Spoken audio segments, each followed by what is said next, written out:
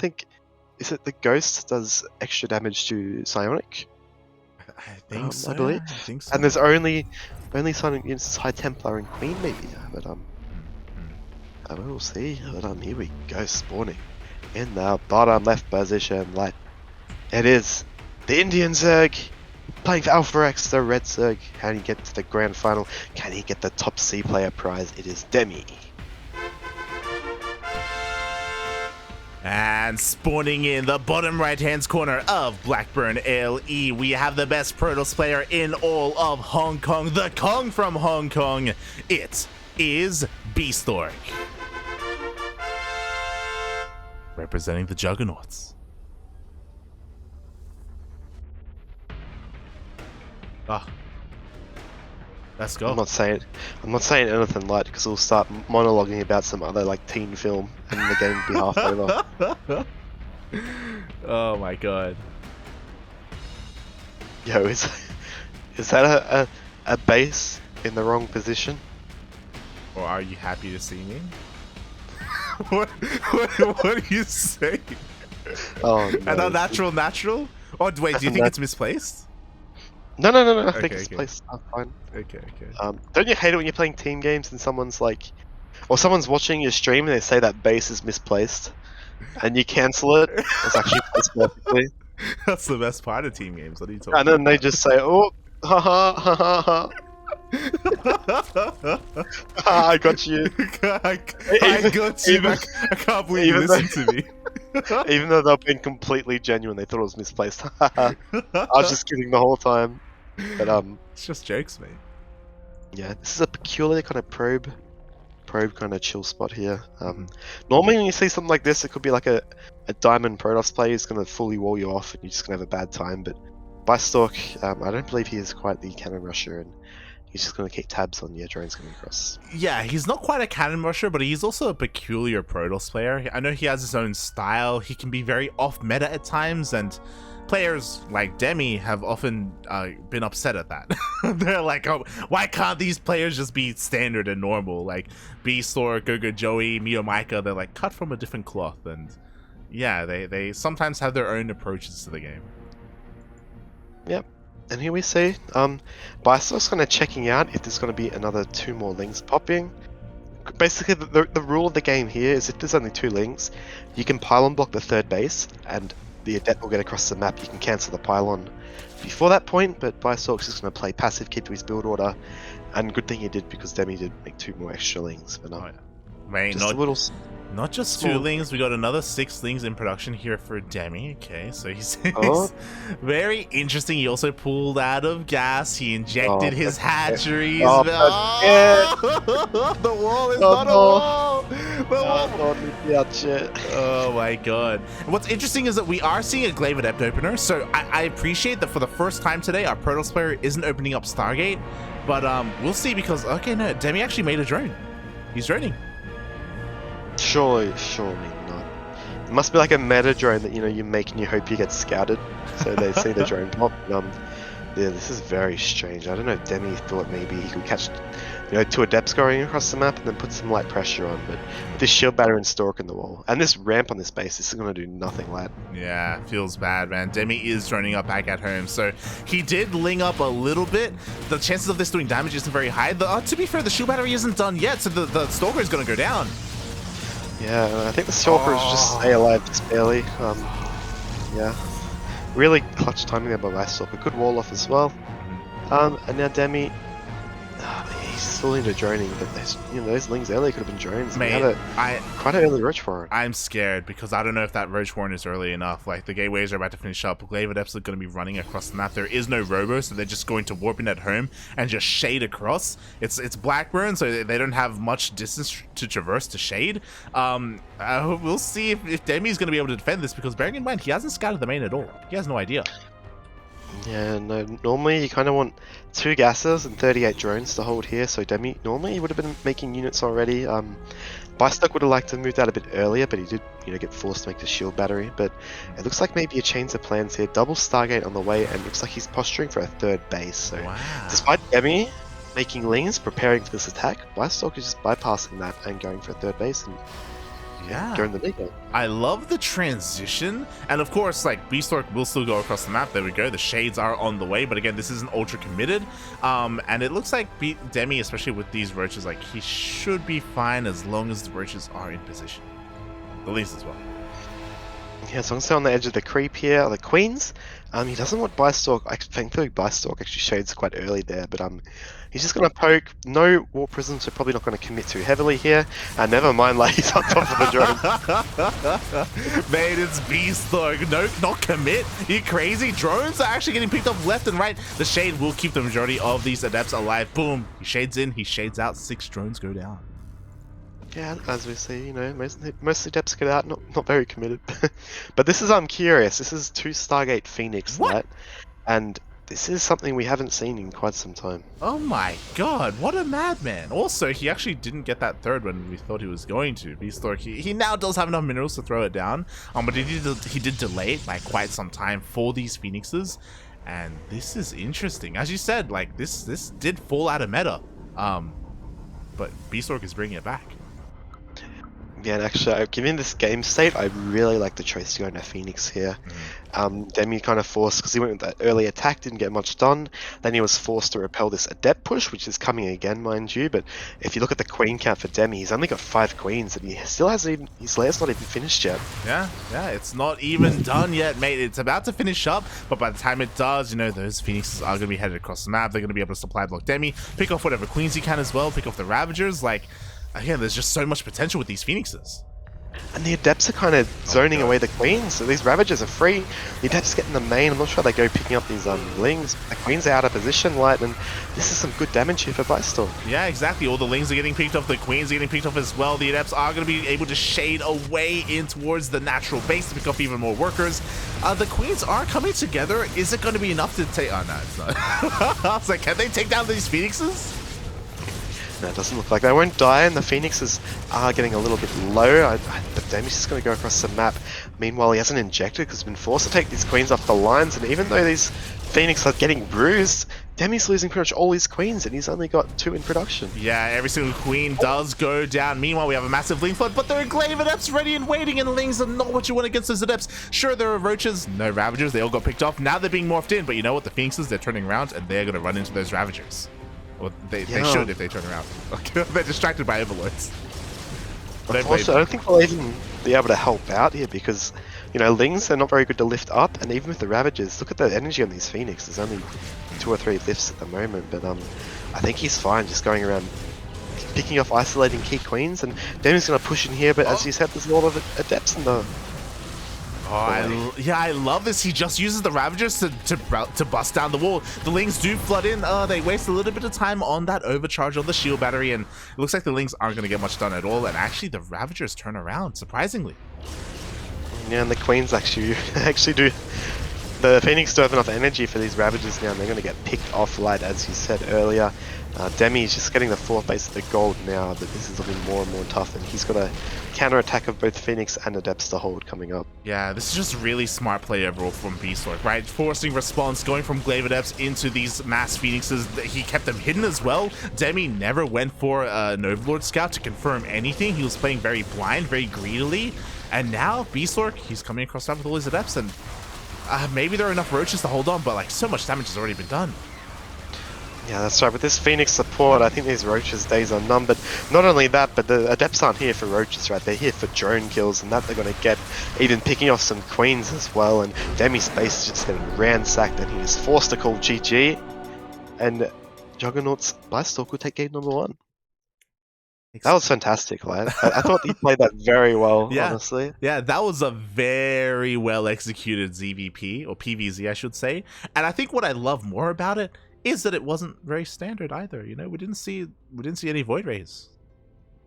I'm sure. Yeah, no, we saw a bit of a metagaming going on, or possibly, or at least playing to the active game state. It wasn't following a meta. It was my opponent did this. And that's a trademark of a very high caliber player. They understand the game state. They adapt their plan in a virtual way. Because, you know, when you saw those Glaive Adepts, we didn't expect to see double Stargate Phoenix happening. But Demi made that aggressive opener. He was forced into a certain situation, and Bistork just thrived in that game. So yeah, that's wonderful. he just forced Demi to play to his song, you know, and that was beautifully done there by Bistork. Can he keep it up though? As we're getting ready for game number 2. Again, this is still a best of 3, so even though game 1 did go a certain way and Bistork, it did seem like he was in full control, Demi will have a chance to fight back. Oh, on Pride of Altaris. Pride of Altaris. I want to say it's a bit of a Protoss favored map, this one. I don't know, a lot of Zergs do like to veto it, but it's also got, as we know, gold bases. So Demi could maybe take the initiative, take the gold bases. And not only that, it's a gold base, I've said this a few times, with 8 mineral patches, which means you can get...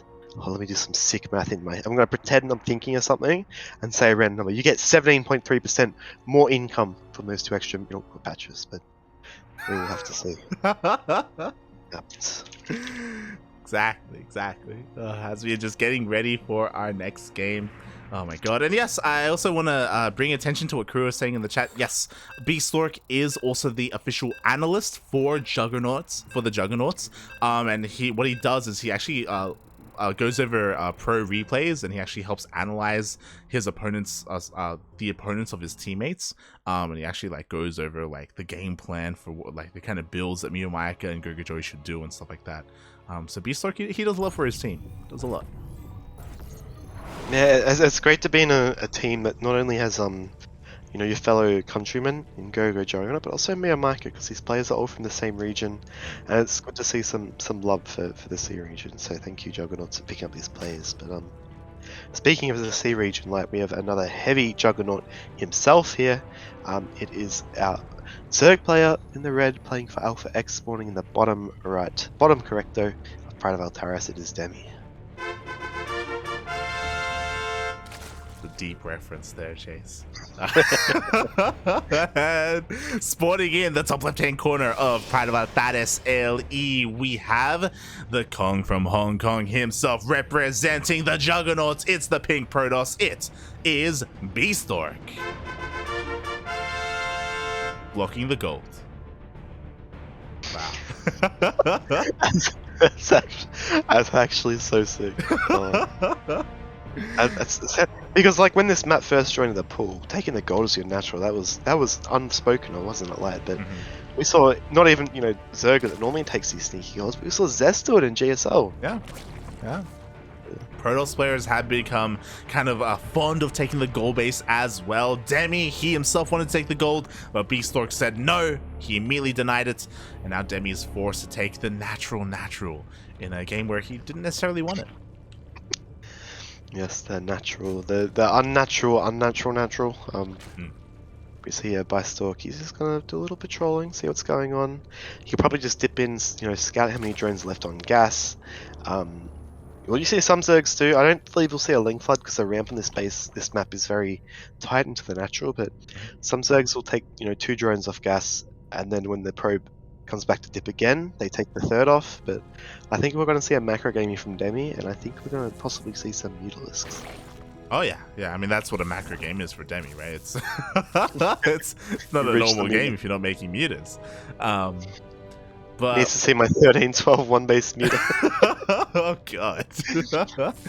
We'll see if he gets there. Meanwhile, this probe is being so annoying, chipping away at this drone, almost getting it. Again, being just very annoying, and finally will leave now that the Queens and Lings are going to be on the way.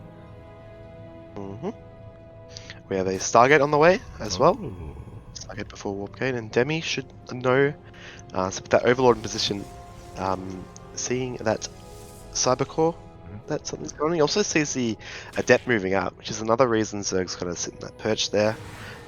So he knows his steps on the map, but he might lose his Lings if he's not careful. Okay, he's careful. Yeah, he knows that the Adept is on the way, so he will be able to keep his slow Lings alive for the time being. And my eyes are on Bistork. Again, sure, we see 1 Stargate, but are we only going to see 1? Are we going to see 2? Or is he going to transition from here? Bistork just showing us how crazy he can be in Game 1. Yeah, we've got first Stargate light, but what about second first Stargate? And it's a Lord of the Rings. I got it. Okay, we need to have a Lord of the Rings marathon when we catch up. Like, but, yeah. You know, I have never seen the extended version of the 3rd movie. I've never seen it. I haven't seen the extent of any. I think. What? Man, Yeah, I know. Please, Funari in chat, I deserve Oh my god, you watched Twilight, but you haven't seen Whoa. the extended edition of Lord of the Rings? I only had the regular. We're not all kings, okay? Like, we can't afford both Twilight and Lord of the Rings. You gotta pick But, one, man. You went for Twilight. That's... It's my biggest shame. My ancestors rolling over in their grave. I don't even know what a Twilight or a Lord of the Ring is. But, here we go. We did see Bistork scouted the drone count with his depth shading in the natural. No drones here at the third, which normally you see one or two. I don't know if Demi's banking them in his natural. Looks like yes he is, which is cute. And this Oracle's just kind of yeah. tickling the hatch. I was a little bit confused, right? He got a larva. He got two larvae, technically a larva and an egg. So I guess he dealt some damage, but it was very peculiar movement. Meanwhile, Bistork immediately transitioning from that initial Void Ray that, of course, clears out the Overlord straight into a Robo and Twilight Council. Yeah, it's never bad to snipe lava, especially because Oracle have spell damage, so the armor of the lava is negated. Yeah, that lava could have been an Ultralist, but also good, you know, it's just really too lava. But we see deviation here, Robo, and we also see light. Is this going to be charge? We have a War Prism already in production, so Bistork is going to be coming out with some vanilla gateway units for the time being. There we go. It is going to be charge. Oh my days, light. We're not even charged, but we have a Templar Archives as well. Is this going to be Zealot Archon? Is this in response to Mutalink? Yeah, I imagine so. So Zealot Archon is going to be on the way. So far, Demi's done a great job at swatting away all of this aggression from Bistork, but he's in the dark. He was unable to scout the Robo or the Twilight Council or anything. He still hasn't seen the War Prism either. He doesn't have any vision out on the map because of this Void Ray. So Demi, he's playing blind right now unless he sees with his Lings, and so far he has not. No, and that Void Ray even kind of pseudo-zoning out the Lings away from the War Prism, but we see here third base could be under threat. There's no shield battery. Demi actually keeping it. He's going to snipe these probes going between the bases. And that tells Demi this isn't really a committed play by Bistork, seeing the probes rallying to the third base. So, but seeing the only one at depth, that's a little spooky. Yeah, it's a little bit odd, if you will. As Demi's coming across that, finally Bistork reveals his hand. The Archons are going to be coming in. We do have some roaches on the way, though. They're in production. Yeah, and then we have a Spire on the way too, and 6 roaches. I don't know if it's going to be enough. These Queens, at the very least, they could be in some trouble. And these Archons, the Warp Prism will warp in more charge slots and light. I think this could actually be more scary than we first thought it was going to be. The Zealots are coming in. They're breaking through all of these roaches. We have 12 roaches on the way, though, and that will definitely help. But they're still in production. The Zealots are getting into the middle line at the third. It's alright, light. There's a Spine at the natural. Oh, wait. It's a Spire. It's going to get taken out. Oh no, run on top. Demi, what does he do? Does he scramble for roaches? He's got no larvae. His Queen's got taken out. And 2 meters versus 2 Archons. It's not a good matchup. Like. It's not a good match whatsoever. There's a Void Ray as well to help out. Nothing here shoots up because the Queens were taken out earlier. That Spire is so low. But Bistork does not care about the Spire. He cares about killing workers as the Archons are still just going on uncontested. Yeah, Demi can hold on here. You know, normally he'd be in an okay spot, but that's the third, almost fully saturated for Bistork, and 9 roaches on the way. He's not even going to get the War Prism here, and Bistork has the option for Stalkers if he even needs it. I don't think he at this moment. Meanwhile, those 2 meters popped out and they died immediately. G gets called, and Bistork will take the series 2-0. Yeah, he did. Wow. Well, wait, I thought Varun took game 1. What about the Phoenixes? Styling on Varun? Oh, yeah, so my brain just like repressed it away, but yeah, well played. Bistork! Not only does he make the finals, but he gets a prize, does he not? Oh yeah, Bistork, he gets a nice bonus. He gets a nice bonus 10 USD on top of however much money he makes, because yeah, we have our finals, and it is going to be a PvP. Oh, like the reckoning, it was coming, wasn't it? Mate. Here we go. We tried to avoid it. We tried to stay away, but it just hunts us down. We cannot stay away from the PvP. Dread from it, run from it. PvP always arrives. It always comes. But, Yeah, here we go, and it's going to be Chance going up against Bistork, and this is a, even though it's both these players have been around a bit, it's a bit of a kind of a David versus Goliath, isn't it? Because we haven't had Bistork make it to the fight. I keep saying Bistork and Bistork, so you'll be saying like Bestork, but yeah, Bistork hasn't made it to the finals yet, but Chance is a multi-finalist, so we'll see. Oh boy. Exactly. It's not just that, like, obviously Chance is the more well-rounded player, you know, he's been in the finals before, he's who we expect to win this tournament. But I mentioned earlier, a week ago, Bistork, he toured Zest. Like, Bistork has taken down stronger Protosses in recent time. So it's not that clear cut. It's not entirely clear who the favorite really is in this series. I mean, it's Chance towards Zest. You know, the thing is with Zest, though, right? Is Zest is so He's so consistently inconsistent.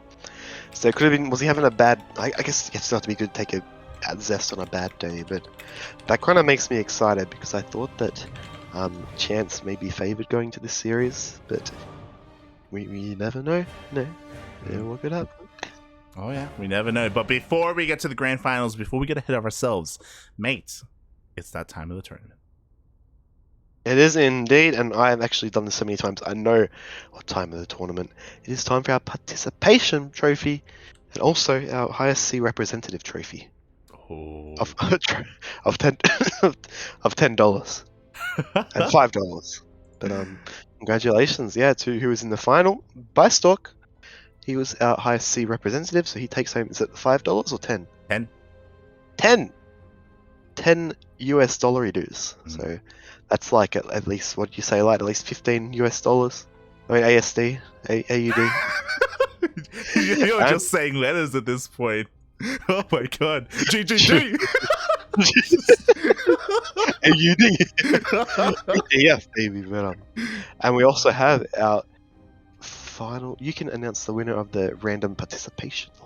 Yes, exactly. This week we have 16 eligible players for the random raffle. Doesn't matter if you made it to the grand finals like Chance or Bistork. Doesn't matter if you got knocked out in the first round like Ashabro or Papa Panda.